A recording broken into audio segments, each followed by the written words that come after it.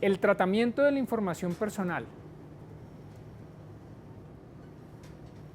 que arranca, por ejemplo, con bajar una aplicación y darse de alta en la aplicación, o abrir una cuenta y en un perfil en una red social y empezar a alimentarla con datos personales, sucede físicamente en Colombia. Entonces, esa actividad de recolección de datos sucede en Colombia. Eso no sucede en Singapur, ni en Kenia, ni en California. Sucede aquí. Y la idea es afirmar el principio de soberanía o de aplicación territorial de la ley.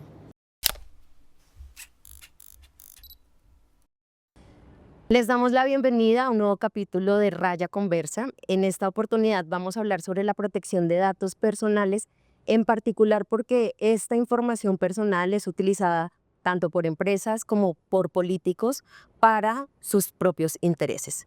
Para desarrollar un poco más este tema, estamos en esta oportunidad con Juan Carlos Upegui. Hola María Fernanda, muchas gracias por la invitación. Un gusto estar contigo y con toda tu audiencia. Para abordar este tema nos encontramos hoy con Juan Carlos Upegui. Él es superintendente delegado para la protección de datos personales de la Superintendencia de Industria y Comercio. Además es abogado de la Universidad Externado y tiene un doctorado en Derecho de la Universidad Nacional Autónoma de México. Su trayectoria incluye 20 años como docente, pero además un paso por la Corte Constitucional, por la Comisión Interamericana de Derechos Humanos y también como asesor de la Contraloría General de la Nación y del Ministerio de Justicia, entre otras instituciones. Como superintendente se encarga de la protección de los datos personales de los y las colombianas en este país y por eso tenemos el gusto de presentarlo en esta oportunidad. Bienvenido, Juan Carlos. Muchas gracias María Fernanda. Bueno, aquí a tu disposición para conversar de los temas que traigas tú en la agenda. Empecemos con la base. Cuando hablamos de datos personales, ¿a qué nos referimos y por qué es importante protegerlos? Bueno, muy bien. Los datos personales son cualquier información relacionada con una persona natural, es decir, con una persona de carne y hueso. Y los datos personales son de distintos tipos. Hay unos muy básicos que todos podemos reconocer, como por ejemplo el nombre, la imagen del rostro, la dirección de nuestra residencia, el número telefónico.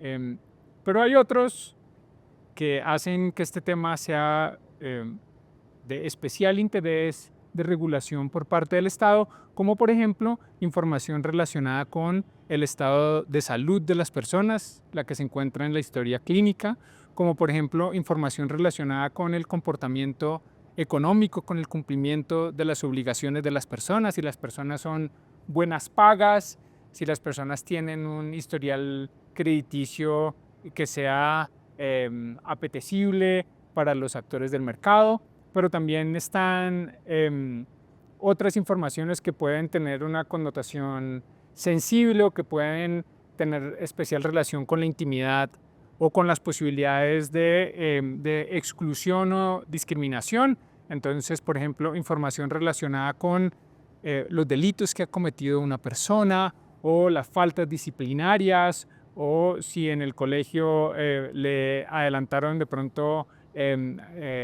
o tiene malas notas por disciplina.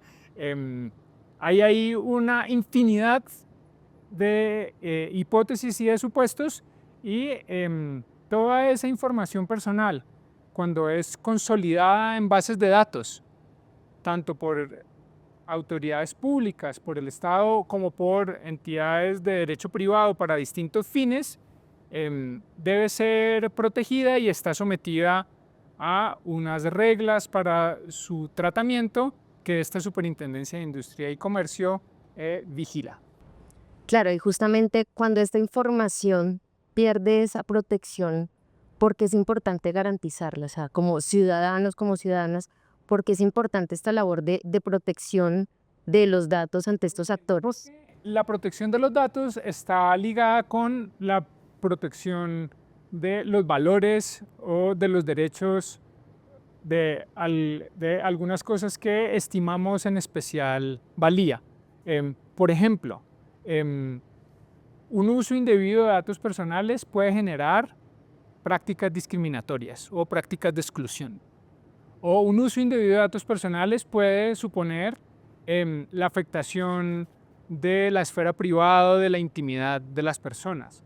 O un uso indebido de datos personales puede suponer la exclusión de las personas para el acceso a bienes y servicios. Por ejemplo, un indebido tratamiento de datos personales en las bases de datos de migración puede evitar que una persona salga del país o ingrese al país. O un tratamiento indebido de bases de datos personales en las bases de datos de la Policía Nacional puede hacer que una persona sea indebidamente capturada. O un tratamiento indebido de datos personales en las entidades que prestan los servicios de salud puede terminar en una denegación de servicio. Entonces, la protección de esta información en distintos escenarios y a distintos niveles es muy importante para el buen funcionamiento de la sociedad, pero también para el goce y el ejercicio de muchos derechos que estimamos derechos fundamentales. Quiero que aterricemos justamente esto a un ejemplo más concreto de este año, y es que en octubre hubo un caso emblemático de una sanción por parte de la superintendencia a una empresa que condicionaba el servicio a la entrega por parte de los usuarios de información biométrica. ¿Por qué es importante este caso? Ese caso es muy importante y te tengo que decir que no te puedo responder la pregunta porque el caso ahorita está en revisión por parte de la Dirección de Investigaciones, porque la empresa que fue investigada y sancionada presentó recursos de reposición y apelación, y la apelación la resuelvo yo. Entonces te la cambio. A ver, ¿cuáles son esas principales quejas que presentan los usuarios frente al uso de sus datos personales? Mira, tenemos quejas de todo tipo. Estamos recibiendo un promedio de 5.000 a 6.000 quejas mensuales. Eso nos permite también medir la temperatura a dónde están los dolores de la ciudadanía y dónde están los problemas para poder actuar. ¿Cuáles son las causas y cuáles son las empresas o el sector en donde más quejas se presentan? Principalmente temas relacionados con el manejo y el tratamiento de datos sobre el comportamiento crediticio y financiero de las personas. Quejas relacionadas con, por ejemplo, reportes individuos a las centrales de riesgo. Quejas relacionadas con información negativa sobre incumplimiento que no debe estar en las bases de datos porque ya se venció el término de caducidad. Quejas relacionadas porque a las personas no les avisan antes que su información va a ser remitida a las centrales de riesgo. Quejas relacionadas con el reporte a las centrales de riesgo en hipótesis de suplantación. Entonces, muchas quejas están relacionadas con el funcionamiento de estos sistemas de información del que depende el acceso a múltiples servicios, ¿no? Lo que conocemos nosotros como está reportado en Datacrédito o está reportado en CIFIN. Y un segundo grupo importante de quejas están relacionadas con prácticas indebidas de tratamiento de datos personales por las telcos. Por ejemplo, prácticas indebidas relacionadas con llamadas insistentes a ofrecer servicios, a pesar de que las personas no han autorizado el tratamiento de su información para eso, o incluso han pedido deliberadamente que lo saquen de las bases de datos. Entonces, esos son los, digamos, por volumen, los grupos de quejas que más ocupan la atención de esta legislatura. Pero tenemos un montón de hipótesis muy específicas de situaciones en donde las personas sienten que su tratamiento de datos personales ha sido indebido. Por ejemplo, tenemos quejas porque las copropiedades les exigen darse de alta en sistemas de reconocimiento facial para ingresar a sus casas. Y en ese proceso las copropiedades no están cumpliendo los términos legales. Y si las personas, por ejemplo, se quieren dar de baja de esos sistemas, las copropiedades dicen que no es posible hacerlo. En ese caso, hemos nosotros tomado medidas para ordenar la de baja de esos datos personales y informarle también a las copropiedades que no es obligatorio que las personas rindan su información biométrica, por ejemplo, al ingresar al edificio, al conjunto residencial, digamos, en esta euforia de la seguridad y de los mecanismos de identificación biométrica que hemos visto tanto en el sector público como en el sector privado. Pero lo que te digo es, hay infinidad de hipótesis de quejas, pero estas pueden ser como las más, por volumen, las más relevantes y significativas. Esa cifra, digamos, este gran cúmulo de quejas por parte de la ciudadanía trae también como una cifra que ustedes han presentado, y es que hay 101 investigaciones solamente en este año abiertas con compañías por el tratamiento del uso de datos personales. ¿Por qué ha habido este aumento? Porque ustedes también reportaban, en años anteriores no habían tantos casos, pero este año sí hay muchos más casos de investigaciones. ¿Por qué han aumentado estas investigaciones? Muy bien, esto hace parte como el giro ordinario de las funciones de inspección, vigilancia y control que tiene la entidad. Yo creo que esto se debe a una coordinación de los equipos de trabajo para desplegar las competencias de la entidad, también utilizando este otro brazo que tenemos, que es la de adelantar investigaciones de corte administrativo con el fin de afirmar el deber de cumplir la ley y de mandar los mensajes no solamente a estas compañías o a estas entidades del Estado, sino también a todos los sujetos vigilados, tanto en el sector público como en el sector privado. El proyecto de ley, entremos a este tema que me parece muy interesante. Este año se presenta un proyecto de ley justamente para renovar toda la política de tratamiento de datos que hay en el país. Y una de las competencias, digamos, de los puntos que se buscan atender es justamente la parte de la sanción y de la investigación, como las competencias que tiene la superintendencia. ¿Qué alcances esperan en esa medida? Como, ¿qué hace falta y hacia dónde iría la superintendencia para la sanción e investigación? Pues mira, el proyecto de ley ha sido, digamos, un anhelo institucional de la superintendencia.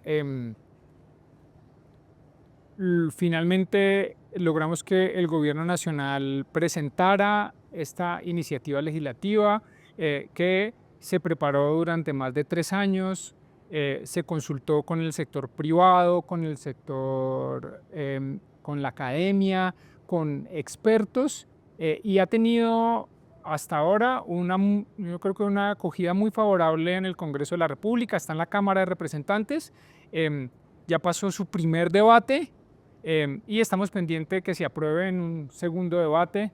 El tiempo que nos queda es corto en este periodo de sesiones, pero hemos hecho todo lo posible para llamar la atención de los y las honorables representantes a la Cámara de la importancia estratégica de este proyecto de ley, que no es necesariamente una iniciativa como en clave de gobierno, en clave partidista, sino que es un proyecto de ley estatutaria que afina el régimen de protección de datos personales y que necesita Colombia. De ser aprobado, este proyecto después debe pasar a control de constitucionalidad por la Corte Constitucional y si sale bien, pues lo sancionará el próximo o la próxima presidente de la República en unos 2 años.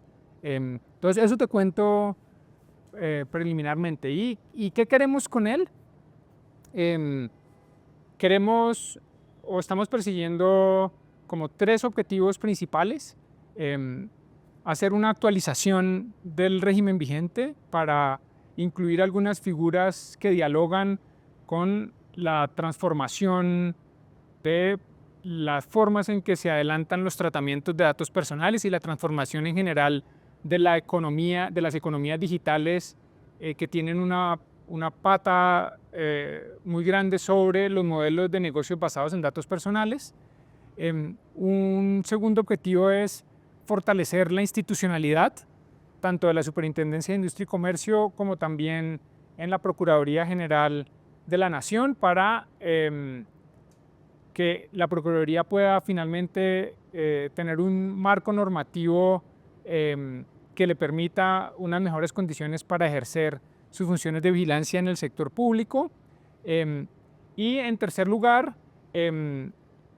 estamos buscando o perseguimos mejorar el sistema de garantías con la inclusión de nuevos derechos y de nuevos principios y también de nuevos deberes que reflexionen sobre la transformación de los temas en materia del tratamiento de datos personales en el mundo. Y en términos de sanción e investigación, quisiera que retomáramos ese punto, en particular porque hay todo un mercado alrededor del uso de los datos personales y esto tiene que ver con empresas. Y hemos visto en los últimos años que ha habido unos avances alrededor de la regulación hacia las empresas, caso el etiquetado de alimentos, en los que siempre hay como una traba en el que no se logra avanzar suficientemente en la implementación de esta ley. En términos de sanciones e investigaciones y en el cumplimiento de esa ley, pues ¿cómo estarían ustedes preparados para afrontar justamente ese reto? Muy bien, en relación con, en concreto con las funciones y las competencias relacionadas con la función de investigación, hay varios ajustes que son destacables.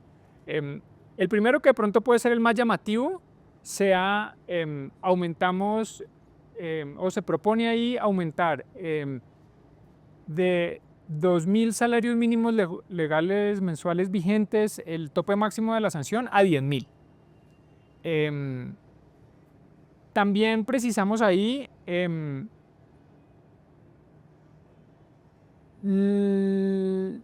precisamos en el proyecto de ley la existencia de unos deberes que de forma muy extraña no quedaron consignados o que no están consignados en la ley actual.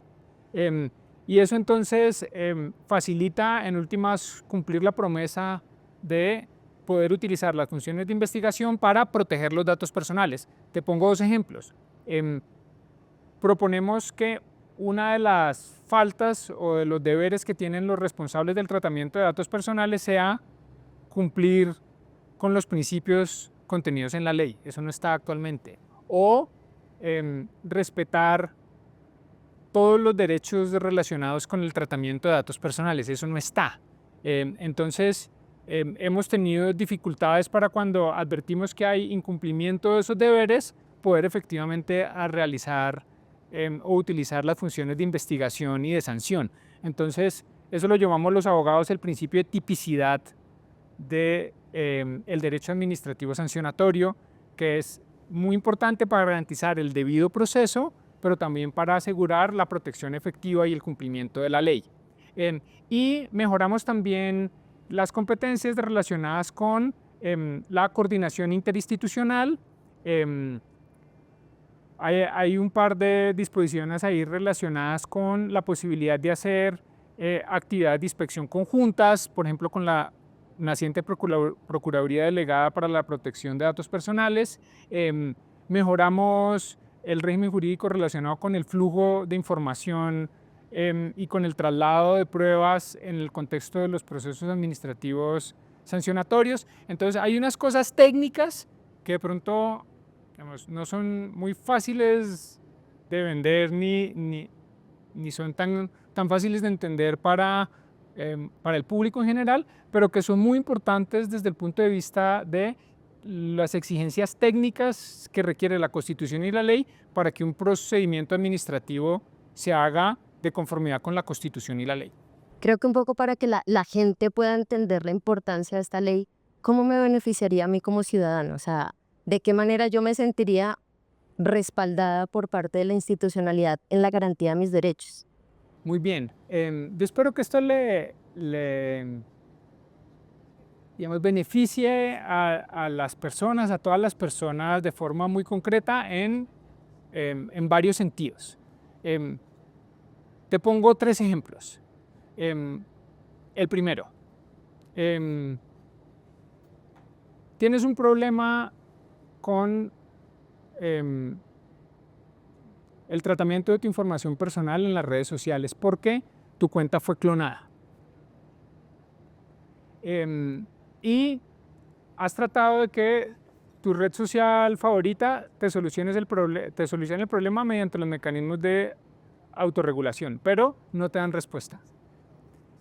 El proyecto de ley propone que las empresas que hacen tratamiento de datos personales a gran escala, por ejemplo, las grandes redes sociales, establezcan un canal de contacto directo con la Autoridad de Protección de Datos Personales para poder resolver este tipo de problemas. O sea, si nosotros logramos tener este canal de contacto directo con las empresas de redes sociales y tú pones una queja en la Superintendencia de Industria y Comercio, nosotros podemos ser como esa voz que no alcanza a llegar a las redes sociales para resolver el problema. Esa es una cosa práctica, concreta, que buscamos propiciar o que se dé con el proyecto de ley. Una segunda, el proyecto de ley reconoce nuevos derechos.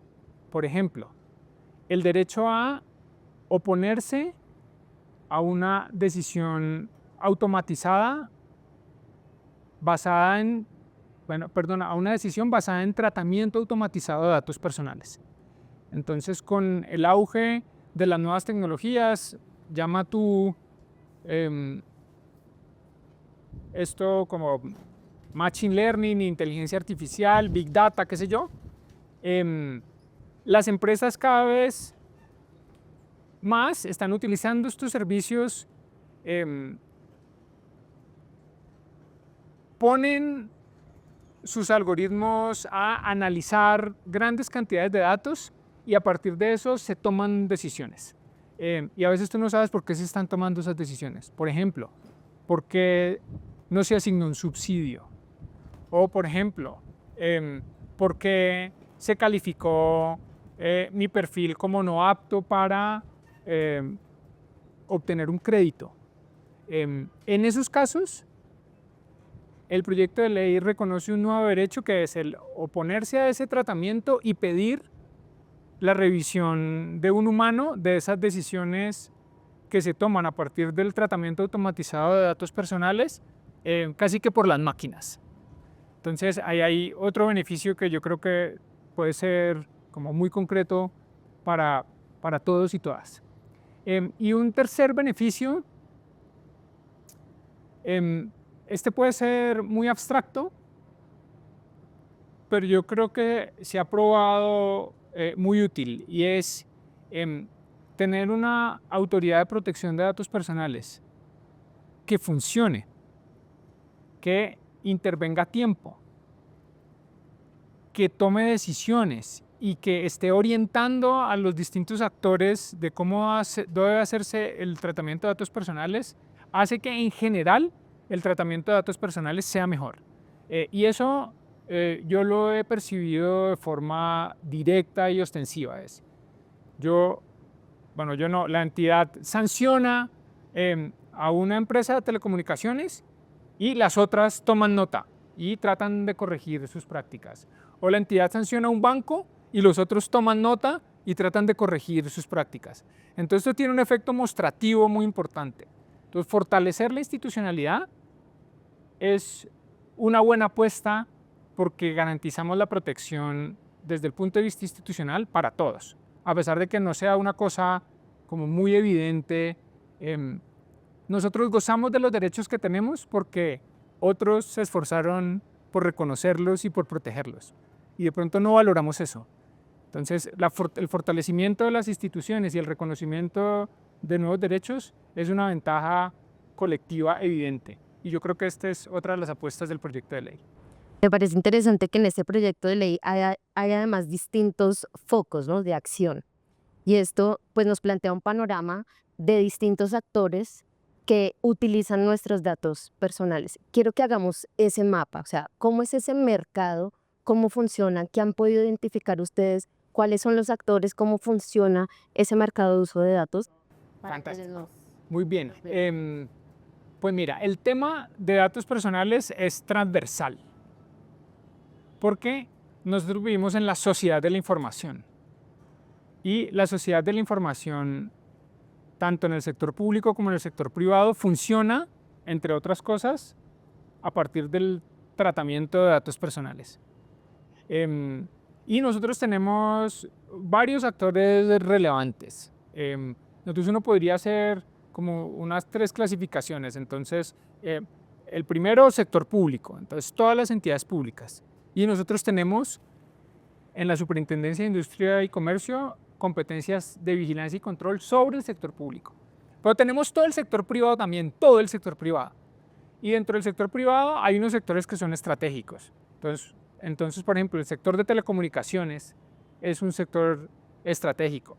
Pero también distintos sectores, el sector salud, por ejemplo, es otro sector estratégico. Y un tercer grupo puede ser el de los actores internacionales que hacen tratamiento de datos personales en Colombia. Y entonces ahí me estoy refiriendo a distintos jugadores, sobre todo jugadores a gran escala de la economía digital.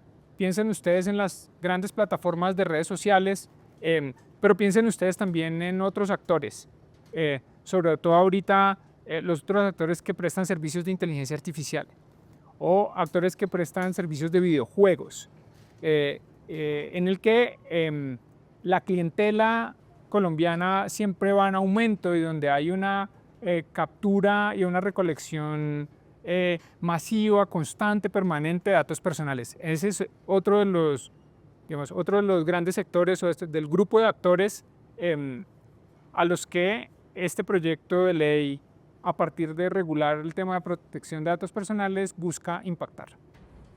Y ahí, en este gran escenario, hay unos usuarios que me parece que son importantes ponerle el foco, y es la niñez. Porque por lo general la niñez está muy expuesta ahora a tener el celular, descargar cualquier aplicación, a veces el control parental no logra ser suficiente. ¿Cómo lograr proteger a los menores de edad frente a este escenario en el que todos y todas estamos expuestos? Muy bien, ese es otro de los temas centrales del proyecto de ley. Hay una disposición, hay un artículo específico sobre protección de datos personales de niños, niñas y adolescentes. Tenemos un debate ahorita muy intenso en el Congreso de la República sobre cuáles son las coordenadas que debemos seguir para esa protección. Nosotros habíamos propuesto como 3 medidas a partir de un baremo. El baremo es el baremo de los 14 años, con el propósito de garantizar lo que la Corte Constitucional ha considerado la autonomía progresiva, con el propósito de darle espacio también a que, sobre todo los adolescentes, tengan más juego en la definición y en la decisión de qué va a pasar con su información personal. Pero te puedo decir algo, lo que aprobó la Cámara de Representantes en la Comisión Primera de la Cámara de Representantes fue no utilizar este baremo que habíamos propuesto nosotros, sino volver a subir la cota a 18 años, bajo la idea de que ninguna persona menor de 18 años puede autorizar el tratamiento de datos personales si sus padres o acudientes no lo autorizan. Ahora, en el contexto de si se flexibiliza esto a 14 o 16 años, una de las medidas que se proponen en el proyecto de ley es exigir que las plataformas tomen medidas razonables para la verificación de edad. En esto hay una muy interesante experiencia en el derecho comparado. Hay avances en jurisdicciones foráneas y lejanas como Australia, pero unas muy cercanas como Brasil, cuya ley sobre el tema entra en vigor en marzo del próximo año. Y hay una discusión ahí muy intensa sobre cómo debe adelantarse este proceso de verificación de edad para que, además, siga digamos, los otros estándares de la ley, como por ejemplo el principio de minimización en la recogida de datos, ¿no? Es que tú para verificar la edad no termines recogiendo más datos de los que deberías recoger. Por ejemplo, si se va a utilizar, y yo digamos, desaconsejaría completamente esto, por ejemplo, utilizar mecanismos de verificación biométrica o de recolección de datos biométricos para estos efectos. Entonces ahí hay unos temas técnicos que estamos discutiendo y que estamos revisando. Y hay otras medidas de protección a los niños, por ejemplo, hay una prohibición absoluta de perfilamiento con fines comerciales y de marketing directo o inducido, porque lo que hemos visto es que a partir del comportamiento de los niños y las niñas como usuarios de estas plataformas, el perfilamiento de sus apetitos, de sus gustos, digamos, está a la orden del día y queremos proteger como este proceso de la niñez en donde la voluntad está todavía en construcción y el discernimiento está en construcción. Para ir cerrando nuestra conversación, quisiera que abordáramos el tema de las multinacionales, que no están en nuestro país, pero que igual están en todas partes, en todos los usuarios, en todas las casas. Caso TikTok, Meta, Amazon, Microsoft. ¿Qué hacer con esas empresas que no están acá, pero que igual están acá en toda nuestra cotidianidad? ¿Cómo ponerlas un poco en cintura para que realmente cumplan con esa protección de datos? Muy bien. Dentro de las propuestas del proyecto de ley, este es un tema central. Em, y la propuesta del proyecto de ley o lo que proponemos ahí es o va en dos sentidos. El primero es afirmar lo que uno podría llamar una soberanía de datos, ¿no? Es el tratamiento de la información personal que arranca, por ejemplo, con bajar una aplicación y darse de alta en la aplicación o abrir una cuenta y en un perfil en una red social y empezar a alimentarla con datos personales, sucede físicamente en Colombia. Entonces, esa actividad de recolección de datos sucede en Colombia. Eso no sucede en Singapur, ni en Kenia, ni en California. Sucede aquí. Y la idea es afirmar el principio de soberanía o de aplicación territorial de la ley y dejarlo de forma muy clara. Ahora, tenemos un problema y es que efectivamente estas empresas despliegan su sistema de negocio y prestan sus servicios que muchos de nuestros oyentes, y yo no sé, utilizamos, ¿no? Y utilizamos con devoción y nos facilitan en alguna medida la vida, pero estas personas tienen formalmente su domicilio fuera del país. Entonces, intentar siquiera comunicarse con ellas o notificarles de la apertura de una investigación ha sido muy, muy difícil. Entonces el proyecto de ley busca resolver ese problema a partir de tres medidas. Que estas empresas que adelantan tratamiento de datos personales a gran escala abran un canal directo de comunicación con la Autoridad de Protección de Datos Personales. Primera medida. Segunda, que nombren un apoderado con poderes de representación, amplios poderes de representación para efectos del cumplimiento de la ley.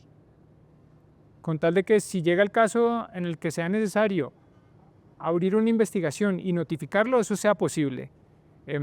Tenemos ahorita una imposibilidad de hacerlo, pero casi que ninguna autoridad en el Estado colombiano puede hacerlo. La Corte Constitucional tiene dificultades, por ejemplo, para notificar a estas empresas cuando va a resolver esos casos y eso no debería seguir siendo así. Y la tercera medida es, si ninguna de las dos anteriores funciona, entonces obligarlos a que abran una sucursal en el territorio colombiano con tal de que digamos, entren en el régimen general del Código de Comercio y con una sucursal pues deben registrarse ante las cámaras de comercio, expedir sus registros respectivos, nombrar su representación legal y eso facilitaría enormemente la interacción con estas personas. Ahora, sabemos que esto puede ser una carga muy pesada, entonces lo planteamos como una alternativa, es o nos nombra un apoderado o habrá una sucursal. Ahora, eso es lo que está en el proyecto de ley. La palabra la tiene el Congreso de la República. Yo creo que hacia allá deberíamos avanzar. Bueno, haremos seguimiento a cómo avanza este proyecto de ley. Yo quisiera cerrar con una información para nuestros usuarios allá, o sea, quienes nos están escuchando, quienes nos están viendo, ¿qué recomendaciones darle? Un top 3 de recomendaciones para que sean sujetos activos en esa garantía del derecho a la protección de datos personales. Muy bien, la primera recomendación es, como siempre, autocuidado. Autocuidado, autocuidado. Que se la piensen no solo 2, ni 3, ni 4 veces antes de entregar su información personal. Una vez que uno entrega la información personal y dice acepto términos y condiciones, sí, acepto, de una u otra forma uno pierde las posibilidades de control efectivo de la información. Entonces, autocontrol y autoprotección y curiosidades. Oye, yo te estoy dando mis datos personales, ¿vos qué vas a hacer con ellos? ¿Para qué los vas a utilizar? ¿Vos cómo me garantizas que los vas a proteger bien? O sea, y después de hacer estas 2 preguntas, ese sería el segundo consejo. Es listo, ustedes decidieron ya entregarlos, hagan esas preguntas. No lo tomen como una fatalidad, como una cosa que tengo que hacer para obtener el servicio, sino sepan que ustedes tienen derechos sobre su propia información y que pueden exigirle el respeto de esos derechos a quienes le están entregando esa información. Ese sería el segundo consejo. Y el tercero es,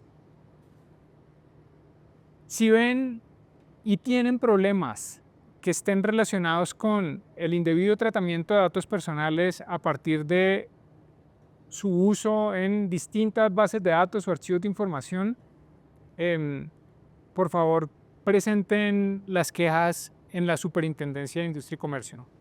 Nos lo tomamos muy en serio y es información en relación con el caso concreto, pero también es información en relación con las quejas que las otras personas, ciudadanas y ciudadanos, presentan, nos permite a nosotros ejercer mucho mejor nuestras funciones de inspección, vigilancia y control y avanzar en las medidas de protección de los derechos fundamentales que están a la base del tratamiento de información personal.